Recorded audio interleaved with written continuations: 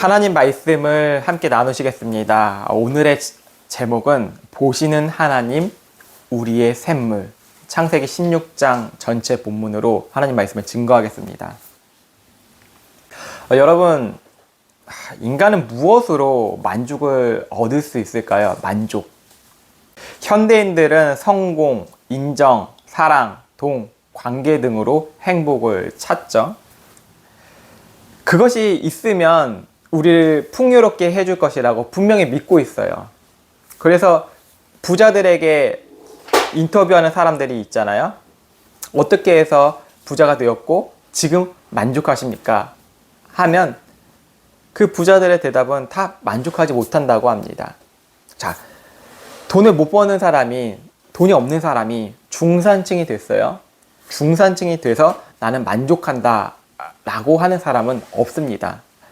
마음 깊은 곳에서 아무리 가져도 마음속 깊은 갈증과 결핍이 사라져 있지 않다는 것이죠. 오늘 우리는 하갈의 이야기를 통해 하나님만이 우리의 삶의 절망과 갈증을 채우시는 분임을 우리가 함께 나누려고 합니다. 하갈의 삶 속에서 우리는 인간적 해결의 한계, 갈등의 비극, 그리고 하나님이 직접 개입하셔서 우리를 보시는 놀라운 은혜를 이 창세기 16장 이 본문에서 발견할 수 있다는 것이죠. 여러분, 성경의 16장, 창세기 16장을 보면 아브람과 사라의 상황이 나옵니다. 사라는 오랫동안 아이를 갖지 못했어요. 고대 근동시대에는 아이를 갖지 못하는 것은 수치로 여겼고 명예롭지 못하고 생각을 하였어요. 그 기나긴 그 시간이 얼마나 고통스러웠겠습니까? 그런데 오늘 하나님께서 아브라함에게 말씀하셨죠. 야, 내가 너에게 별과 같이 모래가 같이 내가 엄청난 자손을 줄 거야. 약속을 분명히 하셨어요.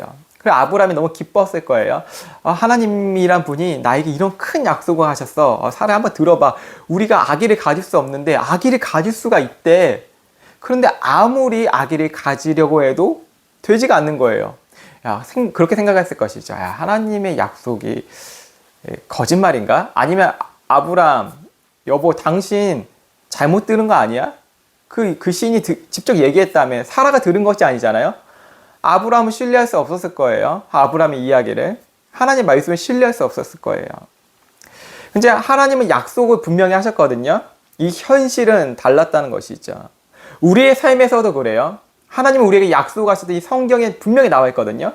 근데 우리는 이 성경의 말씀을 믿지 못하고 나의 상황과 나의 노력을 해결하라고 해요.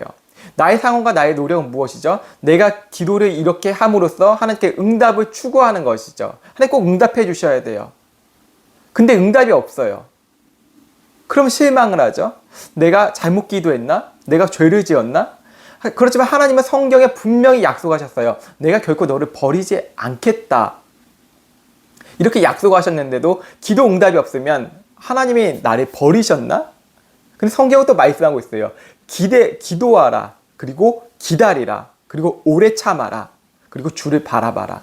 이렇게 말씀하셨는데도 우리는 그것을 바라보지 않고 현실을 바라보았다는 것이죠. 바로 사라에게, 아브라함에게 약속은 하셨지만 그들은 하나님의 그 신실하심보다는 자신의 판단을 믿고 인간적 방법으로 문제를 해결했다는 것이죠. 그것이 바로 하갈을 아브라함에게 주는 것이었습니다. 여러분, 표면적으로 너무 합리적이죠. 하갈은 아주 젊은 여인이었어요. 임신을 하기에도 충분한 그런 나이였고요. 심지어 하나님께서 기뻐하실 방법처럼 보였을지도 모릅니다. 분명히 내가 아닌 그 약속의 사람은 내 여종인 하갈이었을 거야. 여보, 내가 이 종을 줄게. 우리 아이가 되는 거지, 내 종이니까. 하지만 결과는 어떻겠죠? 너무나 참혹했습니다. 하갈이 임신하자 사라와 하갈 사이에 무엇이 생겼죠? 갈등이 생겼어요. 집안 전체가 깨어졌다는 것이죠. 훗날 이 사건은 이스라엘 백성이 이집트에서 노예가 되는 역사적 사건과 연결됩니다. 너무 흥미롭죠? 이 모세 오경이 창세기 출애굽기 이렇게 이어졌잖아요. 창세기 출애굽기 이게 이어진 것이잖아요, 여러분. 창세기에서 이스라엘 자손이 이집트를 여인을 지배했잖아요. 근데 오히려 출애굽기에서는 이집트 사람들이 그 하갈의 자손들이 이스라엘 백성들을 지배해 버리는 거예요. 이 성경이 이어지는 것이죠. 인간적인 판단이 가져온 선택이 바로 하나가 수십 년 후 후손들에게 영향을 미친다는 것입니다. 되게 무서운 일이죠. 한 사람의 판단이. 이것을 성경학자들은 서사적 아이러니라고 합니다. 이 장면은 우리가 아담과 하와의 사건을 떠올리게 할 수밖에 없어요. 인간이 스스로 하나님처럼 되려고 할 때 결과는 죄와 고통뿐이었어요. 인간적 노력과 판단은 언제나 한계를 가지고 있다는 것이죠. 저 열매를 먹으면 하나님처럼 될 수 있을 거야. 그들이 믿고 있는 판단이었어요. 사라가 판단하는 것도 저 여종을 아브라함에게 주면 분명 우리에게 행복할 거야. 그것을 추구했다는 것이죠. 그 결과는 너무나 참혹했습니다. 그러나 여러분, 복음은 다릅니다. 한 사람으로 인해서 죄가 들어왔죠. 또 한 사람 예수 그리스도로 인하여서 죄와 사망이 깨졌습니다. 예수님을 믿는 자에게는 영생과 참된 평안이 주어집니다. 오늘 우리는 인간적 해결이 아니라 오직 예수 그리스도만이 우리의 문제를 해결해 주실 수 있다는 사실을 기억해야 합니다. 여기에는 우리가 무엇이 필요하냐면 인내가 필요하다는 거예요. 하나님 말씀 안에서 인내를 해야 된다는 것이죠. 우리가 할 수 있는 게 전혀 없어요. 그래서 하나님을 기다리는 거예요. 우리가 예수님 다시 빨리 오시게 선교를 빨리 하면 오실 거라고 생각해서 막 여러 군데 막 다 갔어요. 그런데 예수님은 오시지 않았잖아요. 예수님 언제 오실지는 모르잖아요. 그 가운데 우리가 필요한 게 무엇이죠? 인내가 필요하고 하나님의 말씀을 기다리는 게 필요한 거예요. 그러니까 우리의 종교적 열심으로 예수님을 끌어내릴 수 없어요. 그 시간은 하나님의 시간으로 밖에 우리가 알 수 없다는 것이죠. 그리고 그건 무엇을 뜻하는 거죠? 하나님의 주권을 인정하는 거예요. 그리고 기다리면 되는 거예요. 이게 신앙생활이거든요. 근데 우리는 기다리지 못하고 내가 해결할 수 있고 내가 무엇을 종교적 영성을 갖고 있으면 다 모든 것이 해결할 수 있을 거라 생각을 해요. 인간의 내적, 외적인 갈등이 언제 시작될까요? 바로 내 판단이 옳다고 믿는 그 순간이에요. 그것을 조심해야 돼요. 갈등은 항상 그렇게 일어나요. 사라는 하나님보다 자신의 판단을 믿었습니다. 하갈을 아브라함에게 주면 문제가 해결될 거야. 하지만 하갈이 임신하자 상황이 돌변하죠. 하갈은 사라를 업신 여기고 집안 전체가 깨어지는데 여기서 우리는 인간적 해결과 판단의 한계를 봅니다. 힘과 억압으로 갈등을 해결하려고 하면 오히려 상황이 더 악화됩니다. 회사가 왜 깨어질까요? 회사가 왜 문제가 생길까요? 힘으로 찍어 누르려니까 그 아래서 일하는 사람들이 마음에 갈등이 생기잖아요. 그 안에서 인간적인 그런 정치적인 일들이 생겨버리죠. 힘으로 누르려고 하니까. 마찬가지 여러분이 계신 곳에서 누가 날 힘으로 누른다고 해보세요. 그럼 해결되는 것 같아요? 해결되는 것처럼 보일 뿐이에요. 내가 돈을 이만큼 너를 줘서 고용하는데 내가 힘으로 누를 거야. 그러면 행복하고 회사가 잘 돌아갈까요? 아니에요. 전혀 그렇지 않은 것을 우리는 볼 수가 있어요. 그 기독교 기업이라고 하는 이랜드에서 얼마나 그 무시무시한 일들이 일어났나요? 그 직원들이 엄청 힘들어하고 힘겨워하는 것을 볼 수가 있어요. 목사가 있고 목사가 예배를 드려줘요. 그런데 무슨 일이 나요? 관계가 깨어져요. 오히려 더 좋지 않는 일들이 많이 생겨요. 왜? 상사들은 예배를 드린다고 하는데 모범을 보이지 않고 정직하지 않을까? 왜 인격적이지 않을까?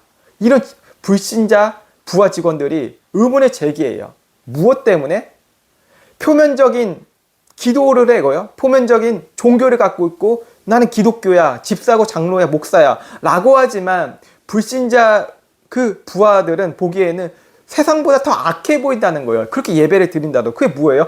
힘과 억압, 종교성으로 찍어 누르려고 하지만 갈등은 더 심각해진다는 거예요. 그게 무엇 때문이죠? 내 상황과 판단이 확실하다는 그 믿음 때문이에요. 단지 기독교는 그냥 장식일 뿐이라는 것이죠.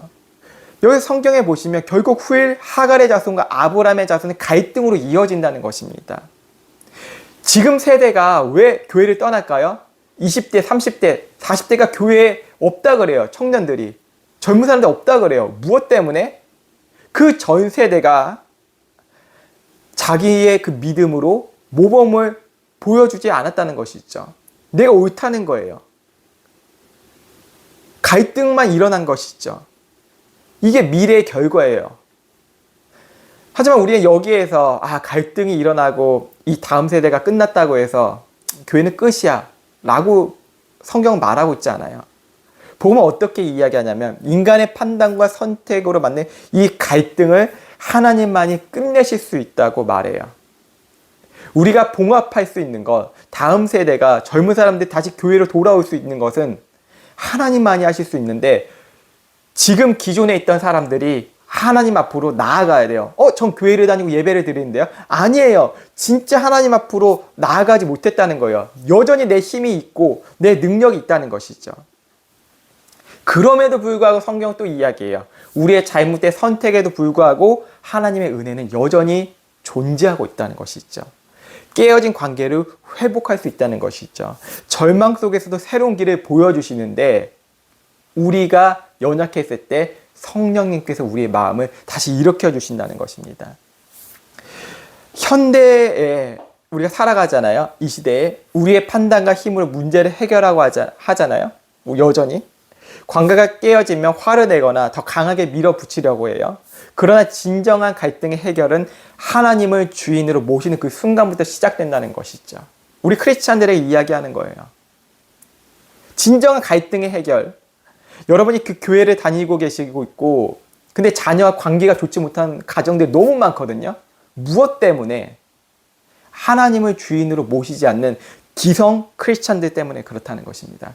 진짜 주인이 하나님이신데 여전히 내가 주인이에요. 여전히 내가 주인이면서 교회는 열심히 다니고 봉사를 해요. 그리고 가정에서 주인이 되고 있는 거죠. 하나님이 주인이 된 사람은 교회에서 하나님이 주인이 되시고 그 예배당에서도 가정에서도 하나님이 주인이 되신 거예요. 이거는 직분과 상관없어요. 목사임에도 그 유명했던 목사가 있어요. 거론하지 않을게요. 이제 고인이 되신 분이죠. 어느 교단에서 유명한 분이신데 그 자녀가 목사예요, 딸도. 그런데 그 어린 시절에 부모의 이중성을 봤어요. 학대를 하고요, 욕을 하고 그 개혁주의라고 하는 사람이 원로인 사람이 장로교 보수인 사람이 그랬다는 것이죠. 왜 무엇이죠? 하나님이 주인으로 여기지 않고 신학교에서는 그 교단에서는 하나님을 주인으로 여긴 척을 했지만 결국은 내 힘과 내 자랑을 했다는 것이죠. 그게 그 사람에 해당될까요? 우리에게도 해당돼요. 언제 우리가 하나님처럼 행사할지 모른다는 것이죠. 우리가 해야 할 일은 무엇일까요? 그리스도의 순종을 바라보는 것이죠. 그리스도의 순종을 바라볼 때 하나님께 순종할 수 있어요. 교회에서는 하나님께 순종해야지 그래야지 복받지 이렇게 이야기하잖아요. 근데 우린 진짜 진리는 그게 아니에요. 그리스도의 순종을 바라봐야 된다는 것이죠. 그리스도께서 철저히 순종하심으로 우리에게 무엇을 주셨죠? 생명을 주셨다는 것, 그것을 바라봐야 돼요. 십자가를 바라보고 부활을 바라봐야 된다는 것이죠. 그분 안에서 깨어진 관계가 회복되며 그분이 우리에게 말씀하시죠. 야, 너네 평안하냐? 제자들에게 다가오실 때 무엇을 말씀하셨죠? 평안하느냐? 이것을 이야기하시는 거예요. 평안을 주시기 위해서 예수님이 우리 가운데 오셨다는 것이죠. 오늘 본문을 보시면 가장 억울한 사람이 누군지 보이시죠? 16장에서 바로 하갈입니다. 여러분, 하갈은 사랑하는 남자와 가정을 꾸린 것이 아니었어요. 힘이 없었고 선택권도 없었기에 강압 속에서 아기를 갖게 된 것입니다. 자기 이상형도 아니었을 거예요. 아브라함이 나이 있는 사람인데 할아버지와 같은 사람인데 그냥 권력 있다고 있는 사람인데 젊은 사람과 결혼하고 싶지 않았겠어요? 하갈이? 마음에는 억눌림이 있었고 상처가 뒤섞여 있었죠. 그 여주인 사라가 얼마나 이렇게 이야기했겠어요. 권리가 없잖아요. 임신한 후에 그 감정이 폭발하잖아요. 여러분, 그 임신 때 아시죠? 여성분들이 되게 호르몬적으로 민감해서 되게 예민해져요. 그래서 사라를 업신여길 수 있는 환경이 될 수밖에 없다는 거예요. 여러분 기억하지 않으셨죠? 하갈도 여자예요. 아무런 그런 성경에 등장했다는 것이 아니라 그냥 못됐네, 하갈 못됐네, 주인에게 순종하지 않네, 이게 아니고요. 하갈도 여자였다는 것입니다. 임신을 하신 분은 아시잖아요. 얼마나 조금만 이렇게 잘못해도 남편이 서운하잖아요. 근데 남편도 아닌 사람이 자기 주인이죠. 당연히 이제 사라가 이제 자기에게 억지로 강요해서 임신을 하게 만들었으니까 당연히 감정이 폭발하죠. 이해 가시죠? 하갈의 마음을. 그리고 어떻게 됐죠? 사라가 학대한 거예요. 다 당신 남편 때문이라고 이제 또 바가지 긁다가 아브라함이 네 좋을 때 해요. 당신 좋을 대로.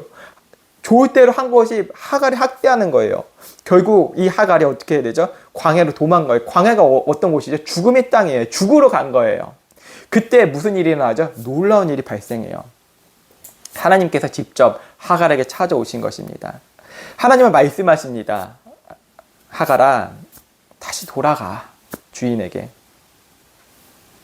위험이 있었지만 하나님은 보호하시기 위해서 하갈에게 돌아가라고 말씀하신 것입니다. 또한 약속하십니다.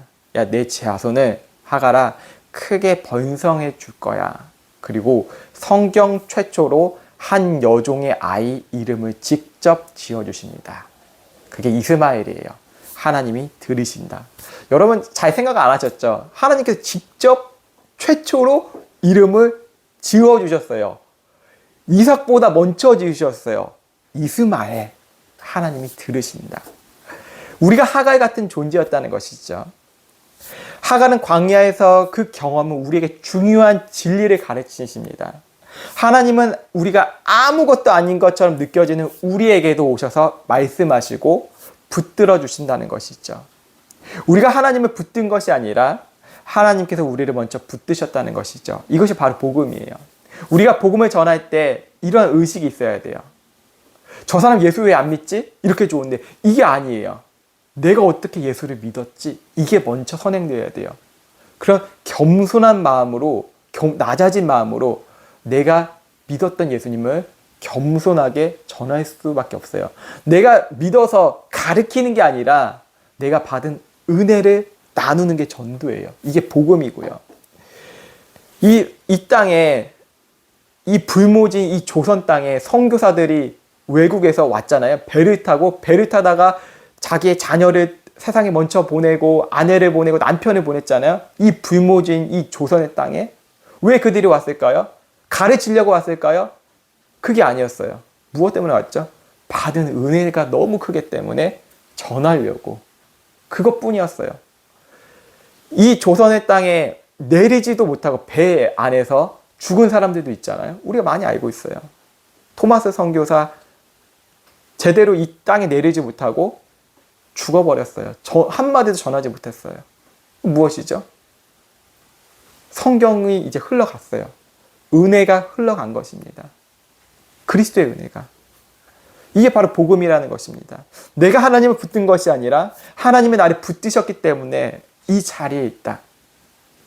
그리고 하갈은 그곳에서 하나님이 보시는 샘물을 발견합니다. 그녀는 그곳을 브엘라 헤로이, 즉 나를 보신 하나님께서 여기 계시다라는 그 고백을 하였어요. 우리의 삶에서 외로움, 인정욕구, 불안, 자기 존재에 대한 갈증을 느껴요. 이게 죽을 때까지 느껴요. 이게 노인정에서도 서로 이렇게 이제 정치적인 일이 발생하더라고요. 내가 텃세를 부리고 새로운 사람들에게 굴복하기 원하고. 이게 무엇이죠? 자기 인정, 자기 존재에 대한 갈증을 죽을 때까지 느낀다는 것입니다. 돈, 성공, 사람으로 그 인정이 채워지지 않아요. 어떤 분이 어떤 분에게 얘기하시더라고요. 어떻게 해서 돈을 이렇게 많이 버셨는데, 돈 많이 버셨는데 인터뷰를 하는 거예요. 전화 인터뷰를 한 거예요, 그분이. 이게 실화예요, 제가 들었다. 어떻게 얘기하시면 돈 많이 벌어서 행복해 하세요 하니까 더 벌어야 된대요. 수십억이 있거든요. 더 벌어야 된대요. 만족하지 못한다는 거예요. 자기는 이제 돈이 별로 없으니까 그 사업하시는 분에게 행복하냐고 그 정도 벌면 이렇게 물어본 건데 더 벌어야 된대요. 그게 목마름이라는 것이죠. 그분은 크리스찬들의 대화였어요. 그분들의 대화는. 하나님은 예수님을 통해 우리의 목마름을 채워주시는데 예수님은 말씀하십니다. 나를 마시는 자는 결코 목마르지 아니하리라. 오늘 여러분 외롭고 불안하잖아요. 우리는 불안한 인생을 살아가고 있어요. 뭐 한국의 증시가 무너지고 있다, 이런 소식들이 들리잖아요. IMF보다 더 심각한 사태가 일어날 거다, 여러 가지 소식이 막 들어와요. 어떡하지? 우리 그럼 굶어 죽는 건가? 우리 한국 망하는 건가? 한국 발전이 없는 건가? 여러 가지 소식 들어오잖아요. 뭐 무섭잖아요. 뭐 다른 나라도 마찬가지겠죠. 뭐 나라뿐만이겠습니까? 각 개인 안에서도 당신은 큰 질병을 진단받았습니다. 이제 삶을 정리하십시오. 이런 소식들 막 들어오잖아요. 이게 무엇이죠? 불안해요. 갈증이 아직도 있다는 거예요. 그렇지만 예수님께서 말씀하셨어요. 나를 마시는 자는 결코 목마르지 아니한다. 여러분, 스스로 채우기 힘든 마음의 갈증을 느끼신다면, 그렇다면 무엇을 해야 돼요? 멈추셔야 돼요. 멈추세요. 아무것도 하지 마시고 멈추세요. 그리고 예수님께 그 갈증을 맡겨야 된다는 것입니다. 예수님 안에서 비로소 마음의 평안과 만족을 경험할 수 있다는 것이죠.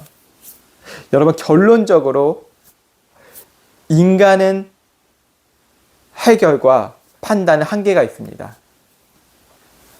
하나님이 직접 우리에게 오셔서 우리를 붙드십니다.